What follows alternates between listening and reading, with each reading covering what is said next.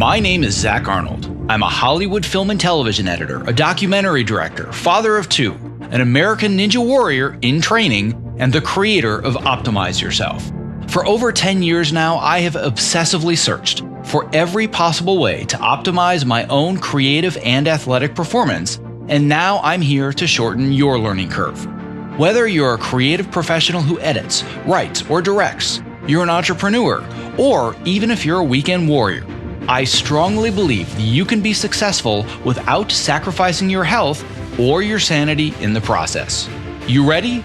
Let's design the optimized version of you. Hello and welcome to the Optimize Yourself podcast. If you're a brand new optimizer, I welcome you and I sincerely hope that you enjoy today's conversation. If you are inspired to take action after listening today, why not tell a friend about this show and help spread the love?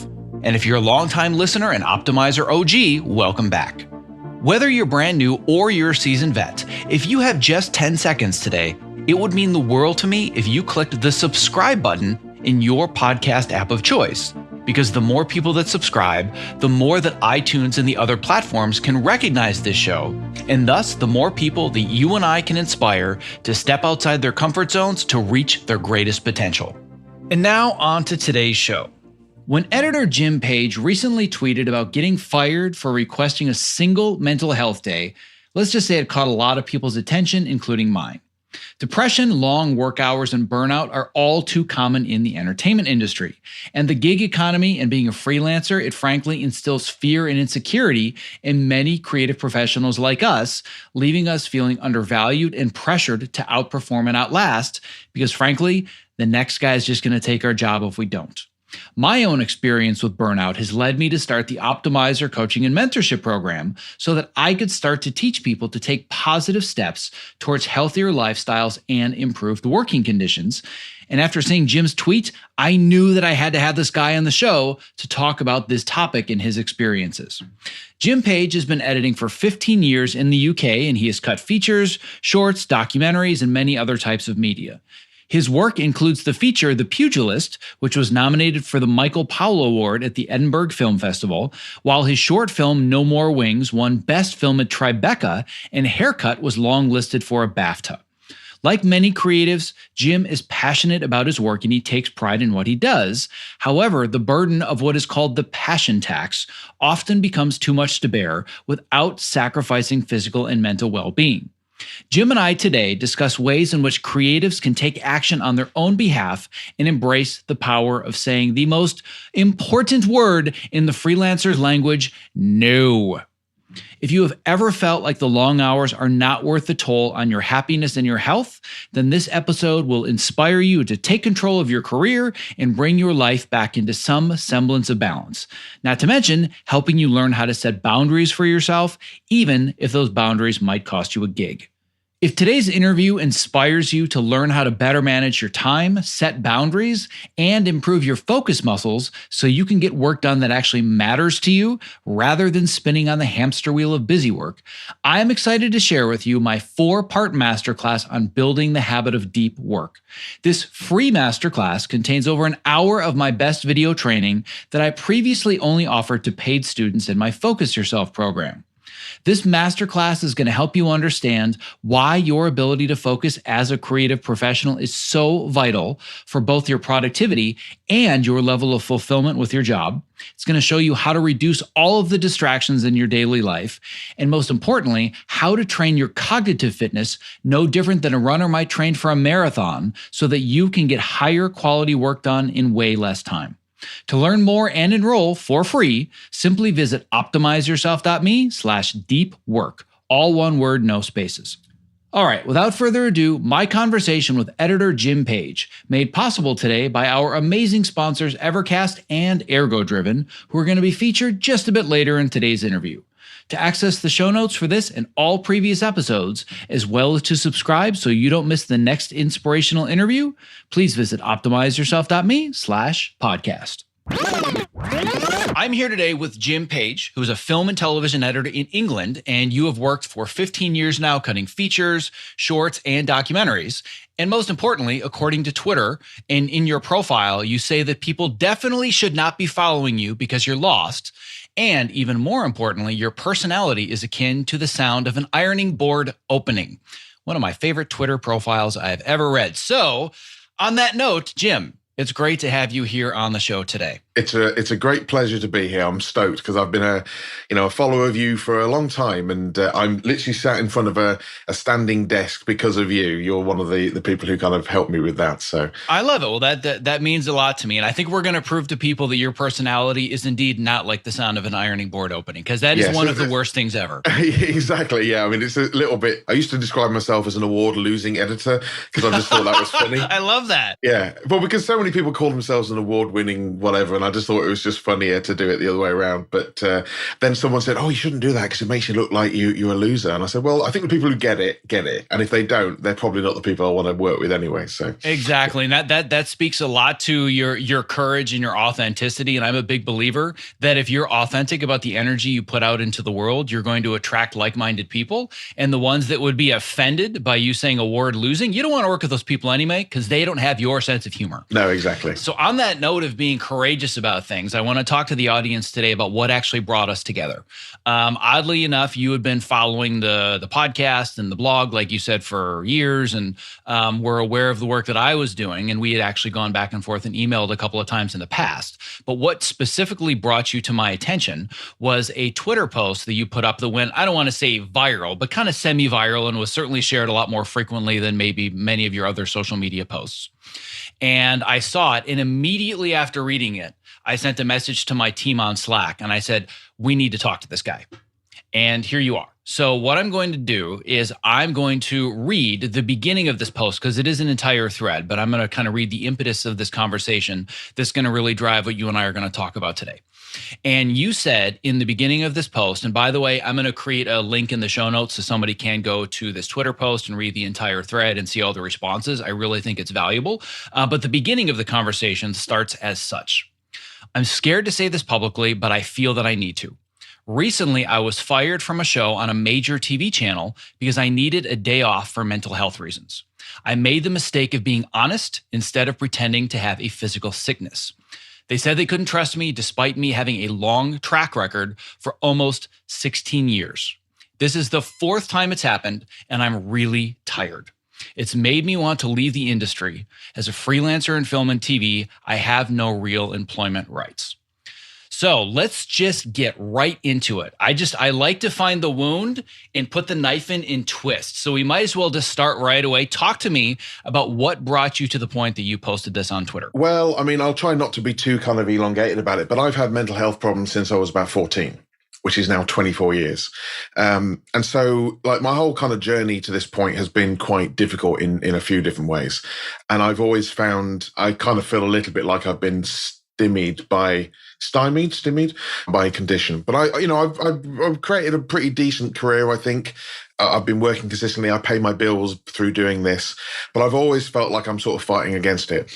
And one of those things I realized earlier on was it wasn't a good idea to be kind of honest about this stuff because I felt kind of pushback from companies and I felt an uncomfortableness about it. But there's been a few occasions where I needed to kind of say out loud to people, look, I just need some time here. And some companies, like a couple of companies I've worked for, have been lovely.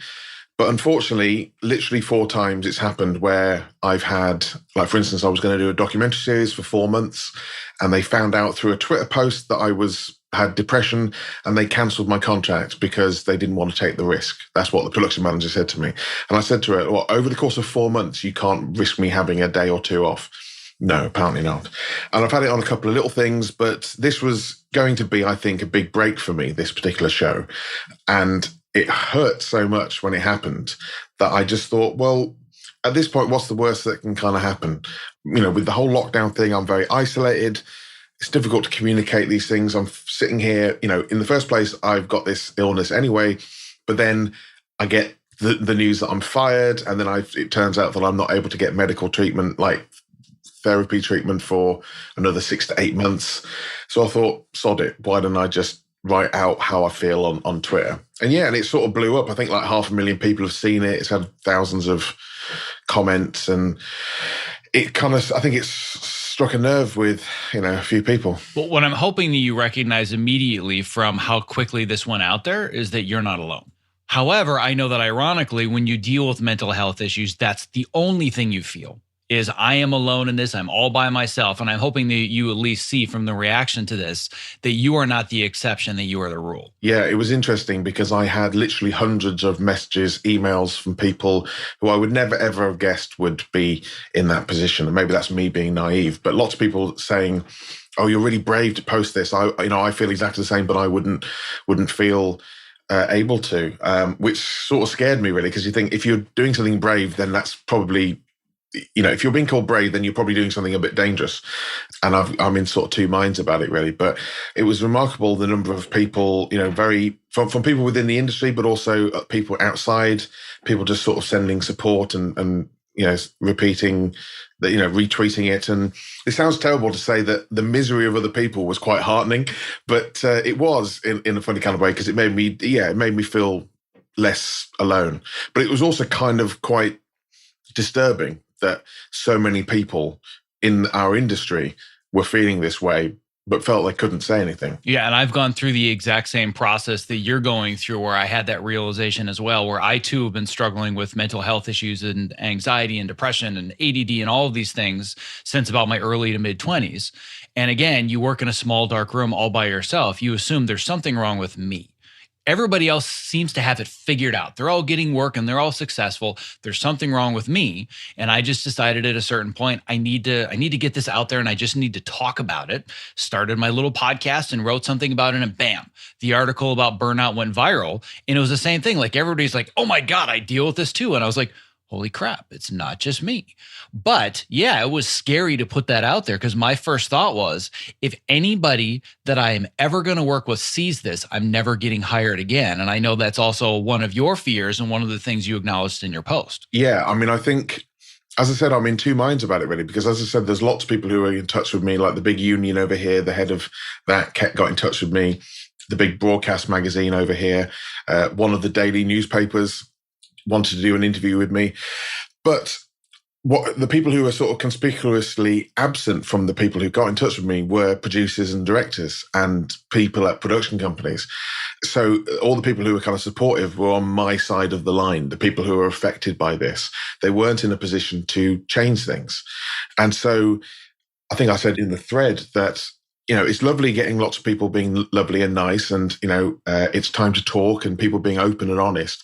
But until people who are in a position to actually make allowances and kind of adjust things, it's a bit like saying, we want to employ people in wheelchairs, but not building a ramp into the building. Until the actual practical stuff is changed, things aren't going to, it's just kind words. Things aren't going to change. There has to almost be legislation to kind of sort it out, or it has to become some sort of self-policing thing. But I think one of the issues is basically everyone's freelance in film and TV. Everyone feels disposable. It's a massively oversubscribed industry. So there's always this feeling that, well, if I don't do it, someone else will do it. And in this country, I don't know what I think it's different in America, but in this country, there's no real union for kind of protection. You can't walk off the job. If you walk off the job, someone else will do it. And so, so I've definitely wondered, I wonder who has seen it, but isn't saying anything, and has just made a mental note and said, well, he's not someone. And also, I'm one of the reasons I turned down these newspaper interviews was I don't want to be Jim, the mentally ill editor. You know what I mean? I don't want to be. I know exactly what that feels like. I don't want to be branded with that, because it's part of me, but it's not all of me. It's really tricky to navigate that kind of thing. And I guess ultimately I'll never know what impact it's had negatively, I suppose. But I didn't really feel like I had, in the moment at least, I didn't feel like I had a choice. I just felt like I had to say something. Right. Well, the first thing that I want to get into, there's a couple of things I want to dig into deeper. The first of which is this idea that you said that there's kind of like this line. And all the people that are doing what I'm doing, all the support was there, and I've been there too, and that's such BS and all that. But then when it comes to the directors and the producers, crickets. What frustrates me so much is that I know for a fact that the directors and the producers and the executives, they're all struggling with the same issues. Yeah. Yeah. But they're still at a point where they're too terrified to bring it out there in the public, because ultimately they're the ones that are quote unquote above the line and they're making a lot of the decisions. And I think they need to project a position of strength, but they're no different than us. They're still human beings. They still have mental health issues. But I think that because there's the divide between above and below, oh yeah, well, the below the line people, it's okay for them to share that. But if I'm making the decisions as the director, they still don't have the courage to share, or the producers or the executives. I think it's still the way that the politics are on their end of the business, that level of acceptance isn't quite there yet. And I think that there's still some level of hiding it in our side of the business because we don't want to get hired. But at least what I feel like has changed over the last maybe 5 to 10 years is that amongst ourselves, we're not hiding it anymore. Where it used to be, I can't share with other assistants or other editors or other below the line people that I'm dealing with this. Now we're all sharing it with each other, but it hasn't kind of, crossed the line to where we're all in this together as humans. Right now, we're all in this together as editors per se, right? And crossing that line, that's where the difference happens, because yeah, we're not ultimately making the decisions. What I would like to also go into a little bit deeper, if you're willing, just so people better understand your situation and can better relate to it, because ultimately I want to walk away with this, not with solutions, because I don't know if there are solutions quite yet, but just what actions can we take to start to make the smallest bit of difference in movement forwards. But I think an important step to doing that is to better understand what you really have been battling. So you don't have to divulge anything super crazy personal, but I know that my experiences are going to be different than your experiences, are going to be different than somebody else's experiences listening. But at the same time, I think we can all relate to similarities. So when you say that you've been dealing with mental health issues since 14, do you mind painting a little bit clearer picture of some of those mental health issues and how they've impacted your ability to actually do the work that you need to do? Yeah, sure. I mean, I was kind of a straight A student at school, top of my class, and then sort of the bottom just sort of dropped out when I was 14, and I suddenly sort of lost all my confidence, all my will to live. I mean, literally. And I left school early, and I really didn't know what I was going to do. I had severe depression, severe anxiety, suicide attempts, all the kind of, all the fun stuff. I eventually went to do an IT course at a college, like a local IT course. And I looked around the room and I thought, like, there was all these guys in polyester shirts with clip-on ties, and they bought briefcases and they got nothing in them. And I just thought, this is not the world I want to live in. Growing up, I always wanted to be creative, what I wanted to, do all that kind of things. I just didn't have the confidence. And then someone I knew was going to do a media course, and I went along to see if I could get in. The kind of admissions officer met me, chatted to me for a while. And even though I didn't have any qualifications, she sort of went on my predicted grades and said, well, you're clearly capable of doing this. You just need a chance. So she gave me a chance to kind of go into it. And I fell in love with it. It was a really big changing point, and it really helped me with my confidence, but also it felt right. It felt like it fitted. And all the way through college, we build this kind of relationship with people, and, changing your personality, adjusting your confidence, and there were ups and downs during college, but it really wasn't until I left college and went into the real world. I had a bit of a breakdown after leaving because we'd become this little community, and then we just kind of left. Some of us, we didn't keep in touch. And so there was a really kind of quite difficult kind of process. But I was kind of relentless. So I would work on anything, and I would do, I started off doing wedding videos or corporates, or drive 200 miles to do like a 10-minute job and drive back, just because I wanted to get the experience, wanted to do the work and get better at what I was doing. But of course, sometimes when you have depression, it's really difficult to get out of bed. And if you are self-sufficient, living on your own, as I was, you haven't got any safety net. If you don't go to work, you don't get paid. And so it was very, very hard. And there were a bunch of jobs which I just sort of didn't do. And unfortunately let people down, because it got to that day where I just couldn't face leaving the room, much less the house. And it's been a long journey since that point of similar kind of feelings. Sometimes you can be working on something and be really into it, and then suddenly the ground just sort of falls away, and you feel like, what am I doing here? Why am I doing this? Nothing matters. And in the past, you have to hide it from the person you're working with. So you can kind of be, staring at a computer screen and they think you're working, but you're actually going, I want to die, I want to die, I want to die, I don't want to be here, I can't do this. But you turn to them and say, hey, you ready to do that thing? And you kind of have to put this kind of classic mask on to do it. And I think a lot of people were really, really surprised when they found out I had mental illness, because I'm quite gregarious and friendly and loud. And so, but they didn't realize that I'd got this sort of duality to what was going on. And so, so there were lots of kind of occasions over time where, frankly, I let a few people down, and because I wasn't able to tell them what was wrong, and I'd make up an excuse, but then that excuse would get stretched too thin. And it was all because I was too embarrassed or too ashamed or too frightened to kind of tell someone this is what's wrong with me. Partially because of the kind of, maybe the personal ego side of it, but also because I was really worried that I was going to alienate employers, and I wasn't in a position then to kind of go, well, I don't want to work for them, or don't want to work for them. I was just taking anything, and I had that kind of constant panic. And that was the other thing. I was doing things that I didn't necessarily want to do, but I was so worried that, well, if I don't do this, then what happens if I get ill for like 2 months? Then I won't have any money. And, and so it just becomes this pressure cooker, really. So that's kind of, and I'm better able at dealing with it. And I've worked for some companies who've been, very understanding and let me have a few days off, or just taken me off a project and said, you can come back another time. Other companies who've said that and then not done it, of course. And then there are other companies who just basically said, we're not going to employ you again. And it's been a difficult thing dealing with, because you have this kind of feeling of where you want to be and what you want to do. And it feels a little bit like you're being held back by yourself, by your own mind, really. And sometimes it's difficult to know when it's going to happen, and often why. Sometimes it'll have no kind of precipitating event or anything. So knowing all of the challenges and the struggles that you've been through over the years, managing and keeping jobs and having been let go from this one or that one, I want to dive into this one job specifically that precipitated this Twitter post. And I want you to be super crazy honest about this. If you had taken that one day off of work, if instead of firing you, they had said, okay, you can have it, what would the ramifications have been to the project? Nothing. It wouldn't have made a difference. I kind of had a feeling that was going to be the answer. And I think unless you're doing breaking news or like a really fast turnaround thing that has to be done tomorrow, a day here or there is not going to make a difference. And ultimately, they had to find someone else anyway. So it wasn't like, and I said to them, look, I'm happy to work in the weekend or come in the evening. They'd been super, super positive beforehand. I'm really grateful for you coming on board. We're really looking forward to working with you. And actually, it's funny, I remember the moment, I actually initially just said I was ill. I didn't say anything about what it was. And they said, okay, that's fine, no problem. But it changed when I said mentally ill, because what happened was they emailed me back and said, it's not COVID, is it?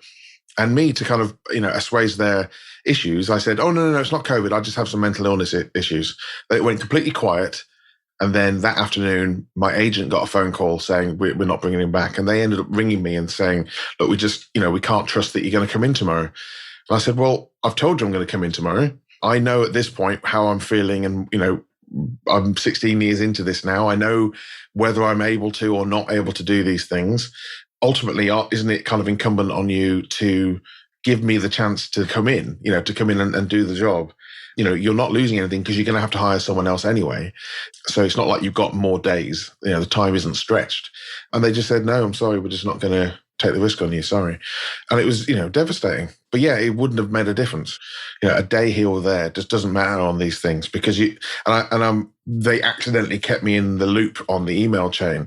And I think they were editing like a week over the schedule anyway. And this is one of the things I said in the tweet, is that schedules change all the time. And I totally understand from their point of view. You hire someone as an editor, everything flows through you. If you're not there, sometimes it's difficult to get anything done. But the schedule changes all the time, and you have to adapt to that. But if you want to change the schedule, then there's no adaptation at all. And something like this just wouldn't have mattered to have a day, or even if I'd had 2 days off, it wouldn't have changed anything. But their schedule and their time and their panic over the whole thing, it was so wound so tightly, which I think is an industry thing. Everyone's wound so tightly about everything that, they just felt like they hadn't got the flexibility. I'm sure you've had this, the number of times where, I've gone into an edit and they'll say, oh, it's a 10-week edit. We've absolutely got to do 10 weeks. And you look at it and go, well, this is going to be about 12 weeks, I think. And they say, no, we'll book you for 10 weeks. And then you get to like week 9 and they go, yeah, are you available for like 2 more weeks? It's just such a short-sighted kind of way of looking at everything. And everyone's so wound up and so tight and worried that actually the problem becomes the problem. Like the stress of not being able to say anything and of getting everything, everything's got to be done right now actually makes things worse. And I think one of the bigger issues is, as creative people, we're naturally sensitive. You kind of have to be to do this job, but there's no allowance made for people for the kind of the other stuff that comes with that. There's no kind of, they want the benefits of creative people, of people who are sensitive and able to kind of communicate things, but they don't want the downsides, I suppose. And there's no understanding that, okay, someone might not be able to work on the railroads for 6 months, but they can still contribute a huge amount if you allow them to be able to have the environment to do that, so it's very frustrating, very frustrating. Well, talking about the analogy of the railroad, for example, would be no different than saying, we want you to bend over every single day, all day, and hammer these stakes in and build this railroad, but I'm not going to accept the fact that you're backwards. Like, come on. Exactly. Like, really? You've got lower back problems? I'm just going to find somebody else to can hammer the stake in the ground. And it's just this endless loop, just this people on a treadmill. Put you in here, I get the best out of you. Oh, you're burned out, you're depressed. Okay, cool. I'm going to replace you with another one. And the way that the freelance world is structured, they can do that. They can get away with it because, as you know, one of the greatest fears we have as freelancers is if I'm not going to do it, there are 50 other people that'll take my job tomorrow morning. Yeah. And one of the stories that someone who contacted me after the tweet was, they said that they were in a job where someone killed themselves and then their replacement killed themselves 2 years later because that job was so stressed and so highly, again, wound so tight. And there wasn't even like a mention from the company. They didn't even kind of have a day off for everybody to deal with it or anything. It was just like, oh, well, let's hope we have a better day tomorrow. Do you not realize someone killed themselves because of your environment? Twice. And twice, exactly, yeah. And of course, these are kind of isolated incidents to an extent. But I think pretty much every company, there's kind of a boiling point of stress. And everyone is sort of bubbling under the surface, or a lot of people are bubbling under the surface. And okay, it might not boil over in that way, but it's still causing tremendous problems for seemingly thousands of people, millions of people across the world, maybe.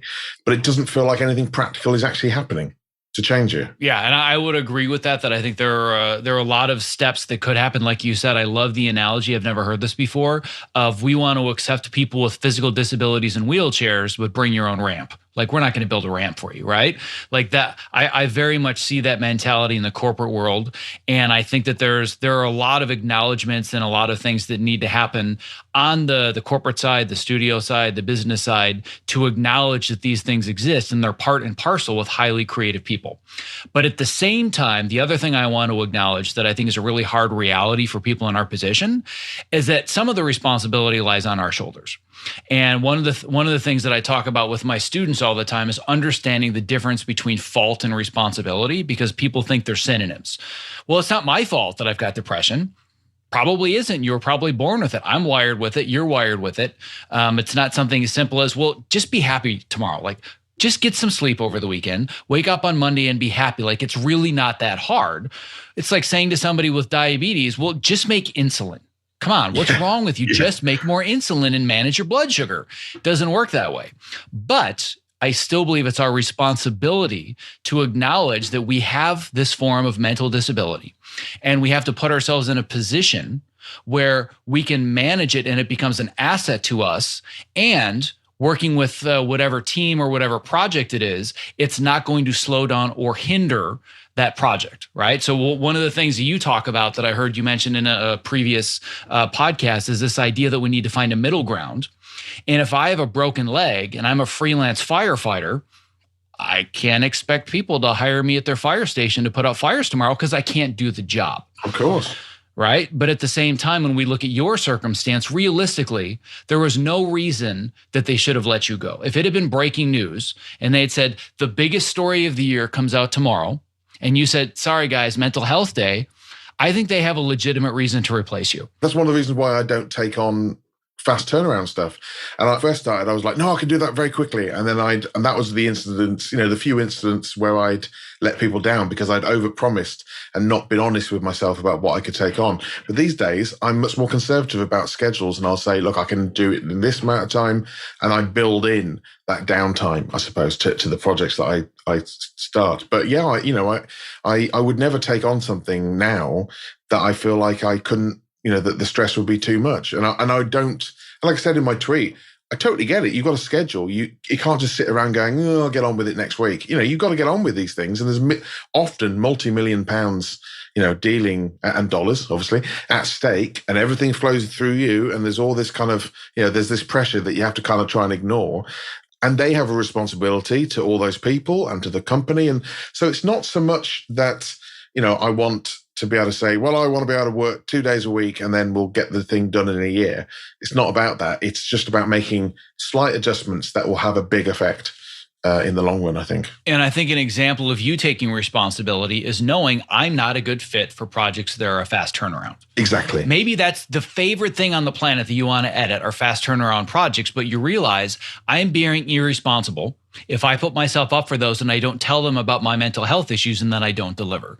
That's an example of taking responsibility. And I think a lot of people aren't doing that. I think a lot of people are just saying, you need to accommodate all of my needs and work around me. Nobody's going to do that. Nobody has the money or the time to do that. But this was not the case with this company. I believe that if you really dig down to the deepest, darkest depths of why they fired you, it was the fear of uncertainty.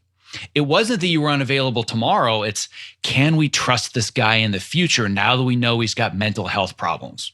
And that to me is wrong because you were proving yourself and you needed 1 day off. Yeah, I think it's part of a general kind of feeling though, isn't it? Is that even though as a society we have become much more aware, much more sympathetic, there's a difference between going, oh, that's a shame, and actually being open about changing things. And I keep coming back to it, is this idea that until you make practical changes and actually have practical attitude changes, where you don't see someone as weak if they've got mental illness, you might be, you can be sympathetic and empathetic and still think that someone's weak and not reliable, and maybe there are some people like that. I mean, I imagine there's a lot of people who kind of are not able to hold down a job. And there's a sliding scale, of course. There are certain people who've got really severe kind of, schizophrenia. They're going to really struggle. And they're going to have really, really difficult times to get any kind of backing from companies. And then there's people like me who are sort of in the middle, I suppose, who have bad times and have better times. And like you say, I would never expect a live TV show or a news show or something to do it. And it took me a while to come to that conclusion and to make myself realize. It's a bit like when you realize I'm never going to be an astronaut, I'm never going to be a footballer. It's like, I'd love to do it, but I don't have the skills, I don't have the tools. And once you're honest about that, I think it's good. And I think maybe it's a societal problem anyway at the moment, where people try and blame other people for their own issues. And so I don't want this to come across as a poor me. Obviously it's not my fault that I'm in this situation, but it is my responsibility to deal with it and handle it. And that's what I tried to do. And that's why I was honest with them. And I said to them, look, I've got this issue. I will be in tomorrow.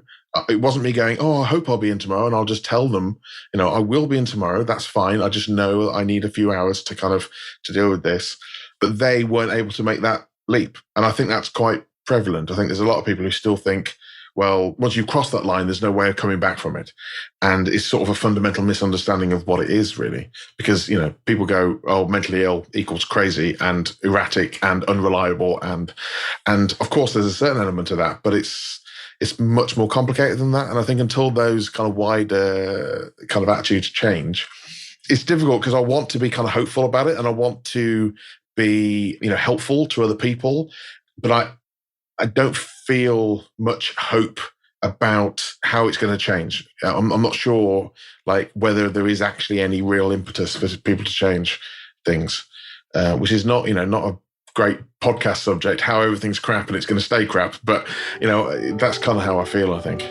My sincerest apologies for the interruption in the middle of this interview. But if you are a content creator or you work in the entertainment industry, not only is the following promo not an interruption, but listening has the potential to change your life, because collaborating with Evercast is that powerful. Here's a brief excerpt from a recent interview that I did with Evercast co-founders Brad Thomas and award-winning editor Roger Barton. Living this lifestyle of a feature film editor has really had an impact on me. So I was really looking for something to push back against all of these lifestyle infringements that are imposed on us, both by schedules and expectations. When you guys demoed Evercast for me that first time, my jaw hit the floor. I'm like, oh my God, this is what I have been waiting for a decade. I also had the same reaction when I first saw Evercast. 2 words came to mind: game changer. Our goal, honestly, is to become the Zoom for creatives, whatever it is you're streaming, whether it's editorial, visual effects, Pro Tools for music composition, live shot cameras. It's consistent, audio and video, lip sync,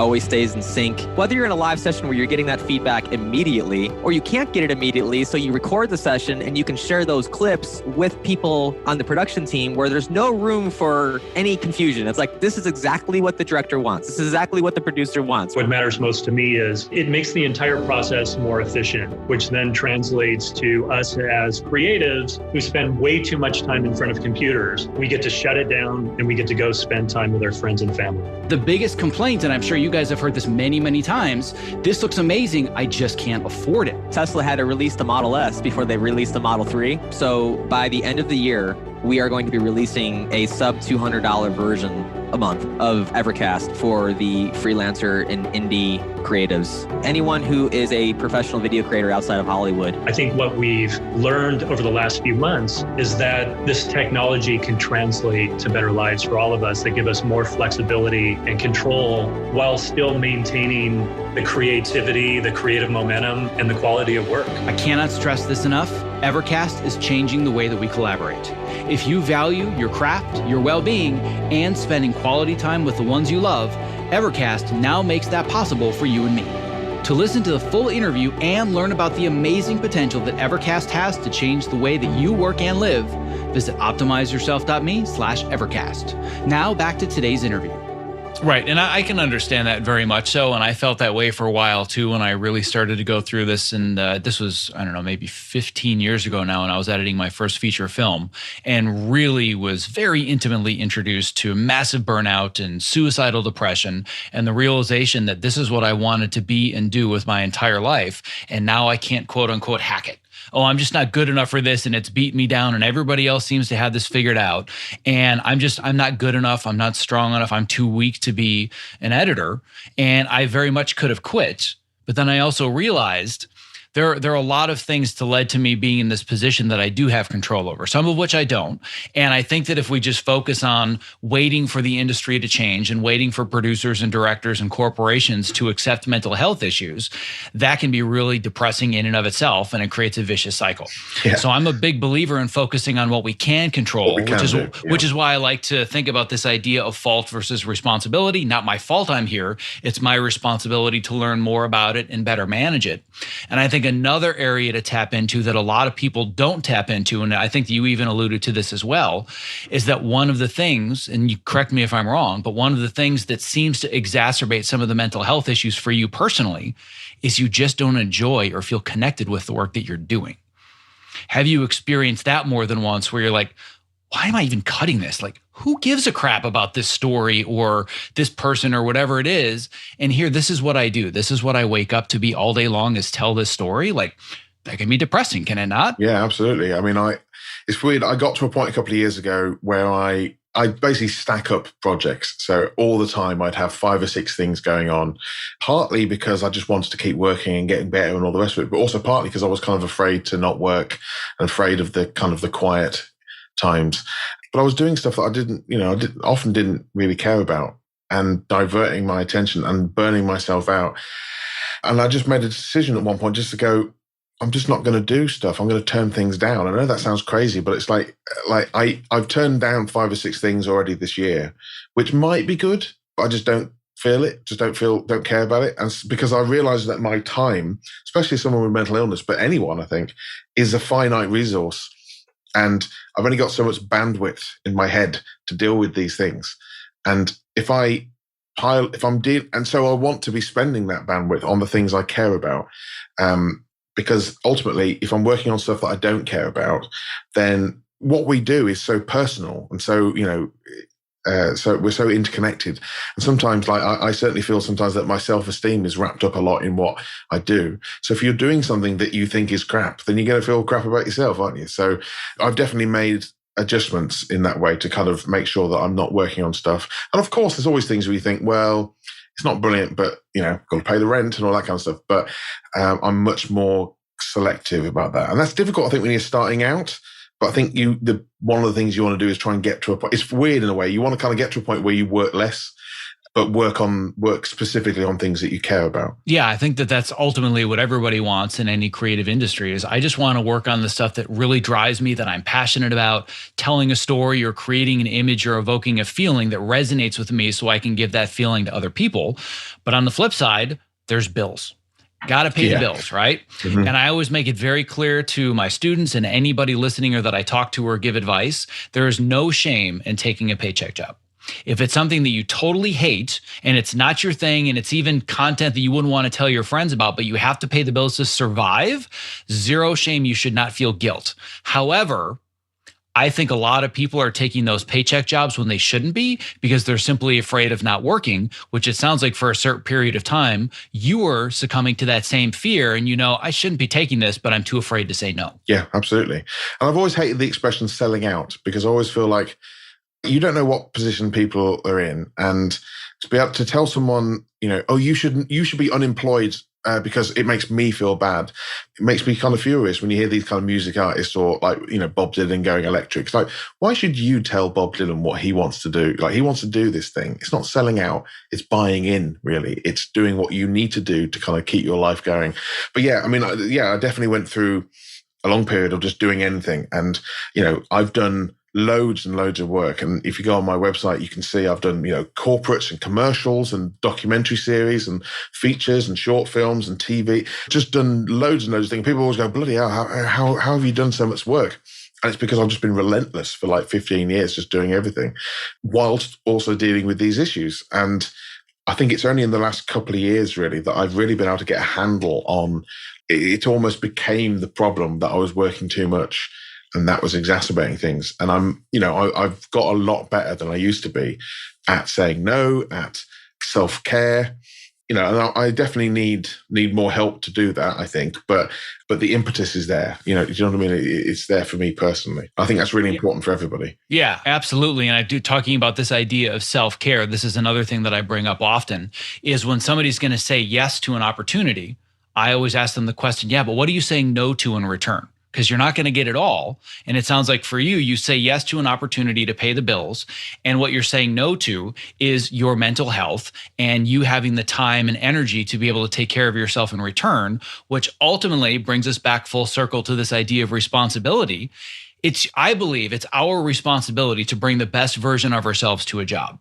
And we're doing somebody a disservice if we're just taking it for the paycheck and we're not connected with it at all. And we're going to give them 50%. We're not going to be in a great mood. And yeah, fine, I'll go through the motions and I'll deliver on deadline. You're not doing them a service. And it's your responsibility to make sure you're choosing opportunities that are not only best for you, but best for other people. And that's scary because sometimes you have to say no to something. It definitely is. And it was something I just couldn't do initially. But what I realized was I wasn't creating space for myself to be well. I was just kind of filling all the time I had with just projects and doing stuff that I wasn't necessarily caring about.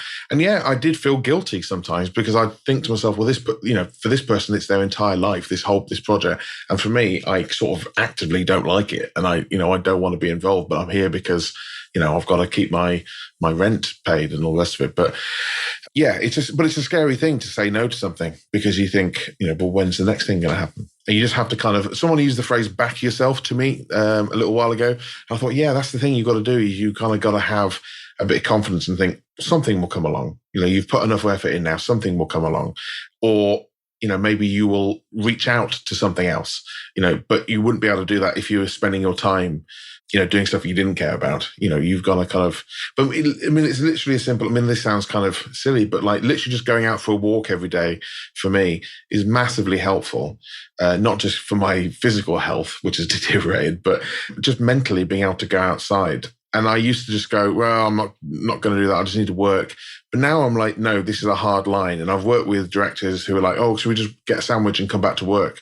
No, I'm not going to eat at my desk. I'm not going to do, this is what I need to look after myself. And for a long time, self-care felt like a really weird experience. You should love yourself. You should care for yourself.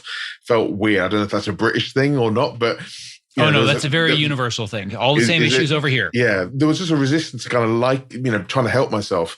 And it took me a while to go, well, no, ultimately mental health is physical health, isn't it? And if I'm not looking after myself physically and I'm not kind of separating myself a little bit from my work, then I'm not going to be able to sustain that.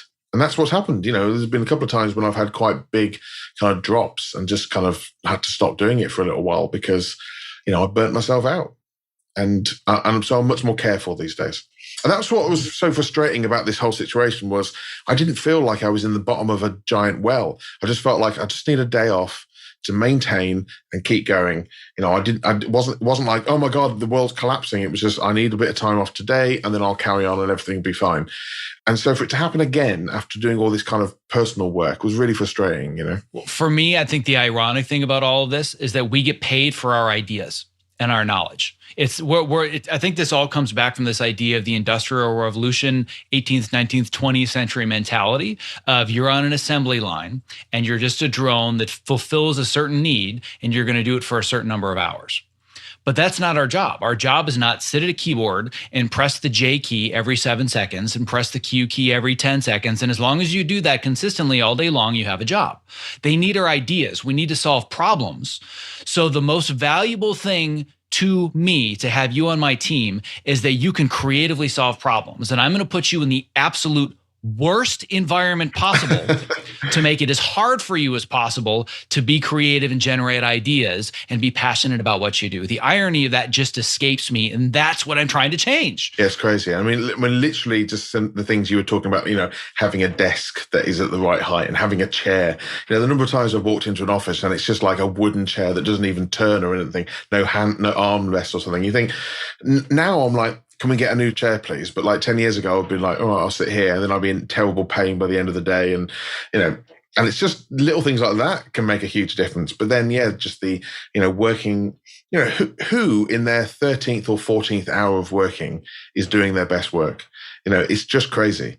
And I can remember I did one project. And this is the other thing is I remember I did one project where they said, we absolutely have to have it to the BBC at Friday morning. The exec producer has to watch it or he's going on holiday and he's not going to be able to watch it and then it won't be able to go on TV and blah, blah, blah.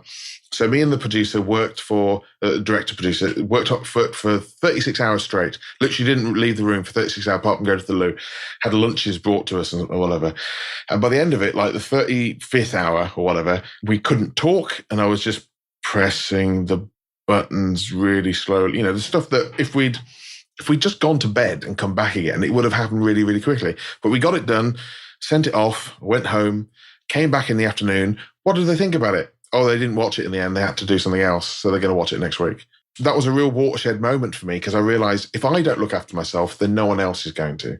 And so what I really respect about you and what you've been doing is you've been really encouraging people to kind of take control of their lifestyle as part of their work. So not eating at your desk, having enforcing these kind of personal things that really help the environment, making sure that you have a window in your room and, all these kind of things are just so important. They seem silly, but, when you're doing it for so long, it really makes a big difference. It does. And what it all comes back to kind of circle back to something you said earlier, is the power and importance of the word no. Yeah. It's scary. And I know that a lot of people would say about both you and me specifically, because I know people have said this, well, sure, you can say no. You edit Cobra Kai. You've been doing this for 20 years. You don't know what it's like to be in my position where I can't say no to everything. When I was 24 years old, 2 years into this industry, not even, probably a year and a half into the industry, I was offered a 6-figure position at a trailer company. And I said no for a job that paid $500 a week flat, 7 days a week to edit a feature film. And that one no changed the trajectory of my whole career because I knew that long term, I wanted to cut long form scripted narrative. I didn't want to work in the trailer and the promo world. And that was terrifying. Because finally I was going to make all this money and I was going to start working on bigger and better films. It was a new company that was recruiting me, that was working on A-list Hollywood movies. And I was just like, no, this isn't who I want to be in the lifestyle that I want to lead. Because I know myself, if I'm not emotionally and creatively engaged with something, that is a rapid path to burnout and depression, because I don't like doing it. So I have to find that I'm connected with something, which comes back to I have to take responsibility for either showing up as the best version of myself or the worst version. And I would have been making sick money, hating my job, which would have made my work worse, which would have made my relationships with my coworkers very strained, because they're thinking, dude, you can do this, but why do you make it so hard? Right? That's part of the responsibility. It's the same for me. I didn't have that amount of self-awareness that new into the industry. Like I said, I was just doing anything. But I came to a point in, like, I was doing a lot of factual TV, and, I was making a lot of money doing it. It was sort of killing my soul, really, because I just did not care about it. And I felt guilty because there were people around me who really did care about it. And I kind of got to a point where I thought, well, now I'm going to have to start turning stuff down. And so people were, I was in demand as a factual TV.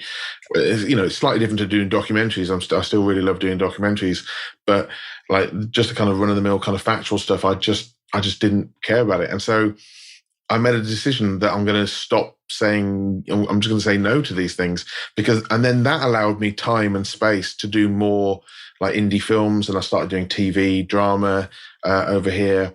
And I don't think I would, if I had stayed where I was living, where there was this production company, who were all lovely people, and I missed them a great deal, but it just was doing something I didn't want to do, But it took me longer than it obviously took you. It took me to do it and then realize that I didn't want to do it. So I'm very envious of you having that kind of foresight, because I definitely would have gone, oh yeah, I'll do that. It wasn't an easy decision, but if I were to reverse engineer from where I am now, all the way back to where I started, all of the major turning points in my career were all because I said no to something else.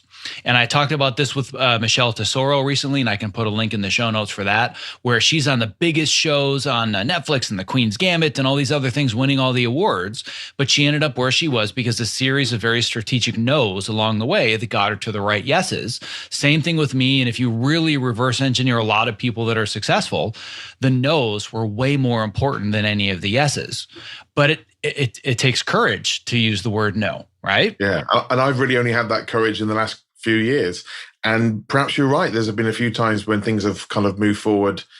I've maybe made more progress in what I'm doing now than I did in the first 10 years, because I've started creating that space for me personally, but also creating that space and the time to be able to do a BBC drama, even though I could fill my year with doing factual TV, but like saying, well, I'm not going to I've got a BBC drama in 3 months' time.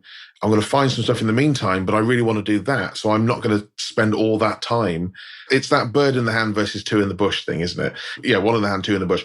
If you really want the thing that's in the bush, then you have to let go of the bird in your hand, don't you? So that's a really tortured metaphor, that is. But you know what I'm saying.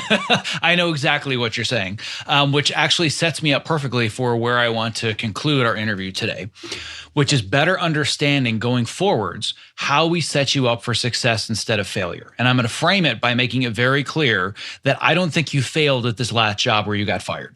I think it's a tremendous failure of leadership and this team that didn't have the foresight to realize you're more valuable to us with 1 day off than if we just replace you and we start over with somebody new. So the failure, I think, is on their part with failure of leadership. But at the same time, going back to this concept of responsibility, if we really want to set you up for success going forwards, working with exactly the right people on the right projects where you can be completely authentic about the value you bring, but also the liabilities that are part of that value, what can you do going forward so you never have to worry about circumstances like this again? How do we get you started? That is, it's a tricky question, isn't it? It's a tricky question. It indeed is a very tricky question, but it's the one that so many people are asking when they're in this situation. And it's what I've brought up really, is it's the practical stuff. There's a few different things. One is having work hours that are reasonable and not pushing you to kind of stress immediately. So people going, oh, well, we expect you to do 12 hours immediately. Well, how about we leave those long hours until it becomes a bit of a problem and just like do a normal day so that you can have a life outside of work and then you can bring that to your work. But the idea of like, and then you kind of expand that out into maybe you have 4-day weeks or 4.5-day weeks to kind of allow it. Maybe you kind of lengthen the schedule by a week. You don't have to pay me more, but you can just say, well, we're going to have a bit of flexibility within that time, maybe a day here or there to know that, okay, Jim's not going to come in today. That's fine. We've allowed for that. And that's all going to be fine. And then I think it's also like an employer bringing that up to you rather than it being on your shoulders to kind of admit something, because that's terrifying to be able to, who in their right mind at this point is going to right mind, good pun. Yeah, who in their right mind is going to go to an employer? Oh, by the way, I've got mental health problems. Well, that's immediately you screwed up your CV and in the bin, isn't it? So no one's going to admit it, even though a lot of people say, oh, well, you should really, disclose these things. No one's going to do that. But if they bring it up to you and say, look, we're not going to ask you whether you have mental illness problems, but if you do, then we're very, empathetic to that, and we're here to help you, and we'll bring you on board, and and not as a trick question to kind of weed you out, but to actually be that. I'll give you an example. My sister is a care worker in a home, and they've been brilliant. They've reduced her hours. She said to them, I've got this issue, I just need to deal with it a little bit, and they said, that's absolutely fine. We're going to reduce your hours significantly. We're not going to, lower your pay or anything. We're just going to reduce your hours. We're going to pay for you to have 10 sessions of therapy. And they were just so kind and so supportive that then made her more able to get back to work. But it's this kind of constant fear that if you tell someone, then you are weak. If you tell someone, then you are unreliable, that you are somehow separate to the rest of the team. That there's, well, we better not give Jim the good episode in case he doesn't turn up, all that kind of stuff. I think it's a series of little things, but also the big thing really, I think, is being able to have rights as a freelancer. And obviously it's different from country to country, but rights as a freelancer that are equal to being a staff member. If I was a staff member and I went to someone and said, look, I need a couple of days off for illness, they couldn't fire me. But as a freelancer, they can. They can just say, well, we're not going to bring you back. And until that is properly addressed and that fear of losing your livelihood is addressed, that's really the big thing. And that doesn't necessarily have to be the government saying that, or that can be companies saying, look, we're going to change our attitude to this whole thing. We're not going to drive people into the ground. We're going to, I can't remember what the name of this chap is, but there's a bloke, multimillionaire owner of this company, that reduced his salary right down and gave all of his employees kind of the same salary. And changed their working benefits and changed their hours. And I think they worked like a 3 or 4 day week. And their productivity just shot up because suddenly everyone felt, not only did they feel kind of wanted, but they felt supported. The fear of it went away. When you're not frightened, you feel like you can do things. It's the fear that stops you from doing stuff, especially in the creative industry, where you feel like you need to do something, you need to get this done, or I'm going to get fired, or things aren't going to happen. It's weird that, we work in an industry which is all about telling stories and communicating and emotions and, talking about the truth of humanity and all that kind of stuff. And yet we find it so difficult to do that together as an industry. The majority of what you just mentioned are things that are outside of your personal control. And I think that there's a really important thing that you alluded to that is within your control that's going to help you move forwards and help everybody else move forwards and at least start to affect the smallest amount of change to make this happen. And I think that's better communication, because that we can control. And you're right, you can't just go into an interview yet. Maybe someday you can, but yet you can't walk in and say, I'm really excited about this project, but by the way, on a regular basis, I deal with anxiety and mental health and depression, and you're just going to have to deal with that. Nope. Like you said, you're going to be put at the bottom of the bin and they're never going to consider you. And I also don't think that a company in our very near future is going to say, listen, we don't know if you have mental health issues or not, but if you do, you're totally covered and taken care of. I don't think they're going to do that either. But I think there's a version of communication where you can flip this a little bit and you can take control of it. And I've used this strategy before. I actually used it in my interview for Cobra Kai, of all places. I didn't say to them, hey guys, I'm not going to work long hours. I'm not into the nights and the weekends, and I want to have a fairly normal work schedule, because otherwise, if you work me too much, I know that I'm going to get into a really bad place. I've been there before. I need to make sure that doesn't happen. I never would have said that to them. But instead, I framed it as such. I said, listen, I want to be the absolute best for this show possible. So I need to better understand, what are your expectations of me? Do you guys like to give notes at 9 p.m. and you need them, delivered 9 a.m. the next morning? Like, do you guys spend 14, 16 hours a day in the edit suite? Like, how does the process work? If I need an afternoon off to go see my daughter in a recital, how do you guys handle all of that? So I got a very clear picture of what they expected of me. And they said, oh, you kidding? No, we hate working long hours, and we've got kids. You need to take a day off to do something with your family. Like, we don't want to let you miss those moments. We know how important those are. So I knew by setting that expectation and starting the conversation in the interview, I was going to be protected. It's still a hard job, and it still has long hours, and there are periods in the trenches. But over the long haul, they treat it like a marathon where we have to pace ourselves properly, as opposed to, I want you to sprint the whole marathon just because hurry, hurry, hurry. Like, that's the way the business works. But it's because I framed it as, I want to come in here the best that I can be. And these are kind of the non-negotiables that are going to make it hard for me to do that. And if they had said, listen, we own you, you're going to be here 24/7, I would have said no to the job. Even though I knew it was my dream gig to edit, I would have had to say no, because I know the path I would have been down, and I would have been setting myself up for failure, which is selfish to them, because I would have set them up for failure needing to replace me anyway.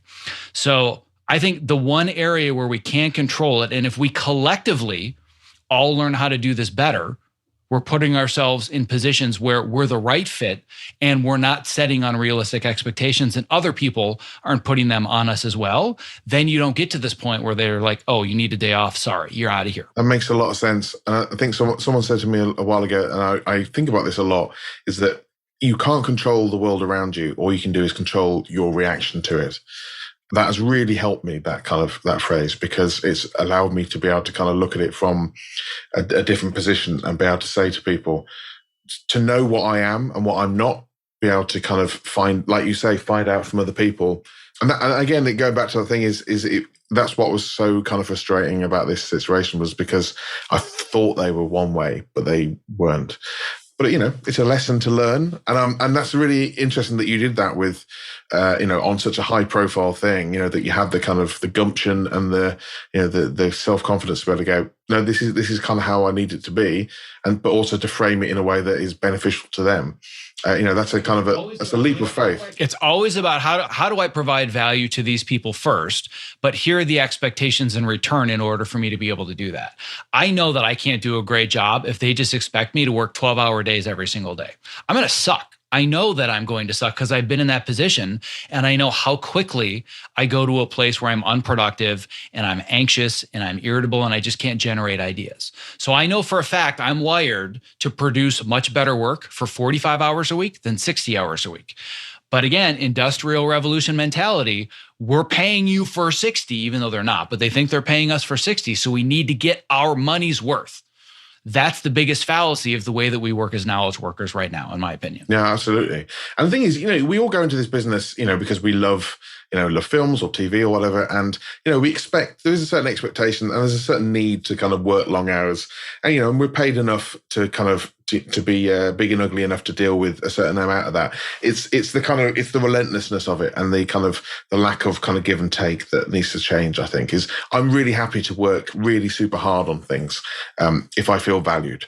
And part of feeling valued is when someone says to you, I can see that you've got an issue and I'm going to help you overcome that. Before we wrap up, one last question. What's next for you? Now knowing all of the things you do about this previous company and the conversation we've had today, what's next for you? Where are you going to go from here? Well, on a personal level, I'm looking at kind of therapy options, because I was doing therapy before, and that sort of came to an end. And now I'm sort of looking at, sort of self-help things. I'll probably have a chat with you about your programs, because that dialogue is always open. Yeah, because that's something we've discussed about on email before, and it's something I'd really like to do. And sort of professionally, I've got a feature I'm doing soon. I've got another one that's coming out. I've got an interview for a big British TV series coming up. So fingers crossed, things are things are looking up. But and also, like, over here, our lockdown is starting to end. We can go out into the sunshine. So yeah, I'm feeling pretty positive about things. Yeah, so I'm all right. Well, I'm glad to hear that with everything that's transpired recently, there are more opportunities in front of you and you're feeling optimistic rather than, oh man, like, I can't believe I shared that Twitter post. My career's over. Because that's what most people have in their heads. If I share this, my career is over, and you're proof positive that if anything, you're going to have so many good things to come to you because of this open vulnerability than had you just hidden it. It is funny. I've had a lot of lovely people contact me, and it has heartened me. And I still kind of feel maybe I was just too stupid to not realize the effect it would have on me. But I'd rather be unemployed and honest than sort of live a lie, I suppose. And you know, not everyone feels that way, but I'm sort of pathologically honest, and I can't pretend. You know, I don't have a poker face, and so I'm. You know, ultimately, I think I'm glad. If nothing else, I got an extra 400 Twitter followers, and that's what's important in life, isn't it? How many followers you have? Followers and likes. It's all about the followers and likes. If you're going to be anything in life that's worthwhile, it's being an influencer that gets more followers and all the likes in the world. That's what the world is all about. Little hits of dopamine every time that counter just ticks up, and that's So for anybody listening, your self-worth should be tied to your number of followers and the number of likes you get on a daily basis. If you're not feeling good about yourself, social media is the best place to be for you. Absolutely. It's funny because we're at least recording this the day after April Fool's Day. So belated April Fools, all BS. But if there was ever a way to close it, I want to hammer this point home that you just said. It's, I mean, a brilliant quote. I would rather be unemployed and honest than living a lie. Accepting that and living that, I think you're going to find is going to help you manage your mental health and your anxiety a lot going forwards. That was once I started to accept that as well, even though it makes life a little bit more challenging at times and it makes decisions more difficult, being willing to accept that I would rather continue to be honest to myself and my capabilities than lie about them just for the sake of employment. That's what leads to unhappiness and discontentment and burnout. So that's a huge lesson, I think, for everybody to take away from this. Well, I'm glad I've somehow helped. And actually, it's been nice. You know, all these people have contacted me and, you know, they've said to me, you know, just by you saying that has helped them. And, you know, that was a sort of unexpected, you know, byproduct, but that has heartened me a little bit, I think, is that if nothing else, I've been able to help a few people feel a bit better about themselves. And, you know, how often does social media do that? So exactly, which is essentially how my entire business model came about. I was just writing and podcasting just because I needed to get it off my chest and realized, you know what? I'd rather spend my days empowering people and making them feel better and providing them value than just trying to earn all the accolades and the money and the credits all by myself. And here I am today. So that could be a very valuable realization for you down the road as well. Yeah, I think so. So that having been said, if somebody is listening to this and they are inspired by your story, they want to connect with you, they want to find you on social media, like what's the best way if somebody says, I need to talk to Jim or learn more about him? How do they do so? Best way is on Twitter, really. It's at I am Jim Page. I'm on Facebook as well, Jim Page Editor. You can have a look at my work on my website, jimpage.co.uk, although at the moment it's down because I'm sort of updating it, but hopefully by the time this comes out, it'll be back up again. But yeah, I am Jim Page on Twitter or Instagram. My DMs are open. I'm always happy to have a chat with people. I do a bit of mentoring with students as well. So if there's kind of younger people who might want a bit of advice or whatever, then, you know, get in touch. I love it. Well, I cannot thank you enough for taking the time to chat with me today. This was, I knew that this was going to be a good one, but I had a feeling that you were going to be willing to go deep and provide some really good introspection, and you did all that and more. So super happy that we were able to make this happen. And again, I applaud you for having the courage to be honest about your situation, which empowers other people to feel like they can do the same. I think that's really valuable. So I really thank you for doing that. Thank you so much. I really appreciate you bringing me on board. Before closing up today's show, I would love to ask for just a couple additional minutes of your time and attention to introduce you to one of my new favorite products created by my good friend Kit Perkins, who you may recognize as creator of the Topomat. Here is a brief excerpt from a recent interview that I did with Ergo-Driven co-founder and CEO Kit Perkins talking about his latest product, New Standard Whole Protein. I'm into health and fitness generally, but I want it to be simple and straightforward. About a year and a half ago, I started adding collagen into my protein shakes. And man, the benefits were like more dramatic than any supplement I've ever seen. So I thought, if I could just get this down to coming out of one jar and it's ingredients that I know I can trust, and you just put it in water and you don't have to think about it. When people think of protein powders, they think, well, I don't want to get big and bulky. And that's not what this is about. To me, this is about repair. So a big part of what we're talking about here is you are what you eat. Your body's constantly repairing and rebuilding. And the only stuff it can use to repair and rebuild is what you've been eating. Unfortunately, as the years have gone by, every day getting out of bed, it's like, 2 or 3 creaks and pops in the first couple steps. And that I thought you just sort of live with now. But yeah, once starting the collagen daily or near daily, it's just gone. So for us, job 1A here was make sure it's high quality, and that's grass-fed, 100% pasture-raised cows. And then the second thing, if you're actually going to do it every day, it needs to be simple. It needs to taste good. Well, my goal is that for anybody that is a creative professional like myself that's stuck in front of a computer, number one, they're doing it standing on a topo mat. Number two, they've got a glass of New Standard protein next to them so they can just fuel their body, fuel their brain. So you and I, my friend, one edit station at a time are going to change the world. And even better for your listeners, with code OPTIMIZE on either a one-time purchase or that first subscribe and save order, 50% off. So if you do that subscribe and save, that's 20% off and 50% off with code OPTIMIZE. That's a fantastic deal. If you're looking for a simple and affordable way to stay energetic, focused, and alleviate the chronic aches and pains that come from living at your computer, I recommend New Standard Whole Protein because it's sourced from high-quality ingredients that I trust and it tastes great. To place your first order, visit optimizeyourself.me/newstandard and use the code OPTIMIZE for 50% off your first order. Thank you for listening to this episode of the Optimize Yourself podcast. To access the show notes for this and all previous episodes, as well as to subscribe so you don't miss future interviews just like this one, don't forget to visit optimizeyourself.me/podcast. As a quick reminder, if you would like to improve your focus, learn to set stronger boundaries and eliminate distractions, and most importantly, get higher quality work done in less time, don't forget to enroll in my 4-part Deep Work Masterclass. To do so, simply visit optimizeyourself.me/deepwork, all one word, no spaces.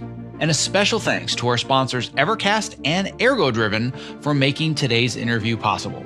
To learn more about how to collaborate remotely without missing a frame and to get your real-time demo of Evercast in action, visit optimizeyourself.me/Evercast. And to learn more about ErgoDriven and my favorite product for standing workstations, the Topo Mat, visit optimizeyourself.me/Topo. That's TOPO. And to learn more about ErgoDriven and their brand new product that I am super excited about, New Standard Whole Protein, visit optimizeyourself.me/newstandard. Thank you for listening. Stay safe, healthy, and sane, and be well.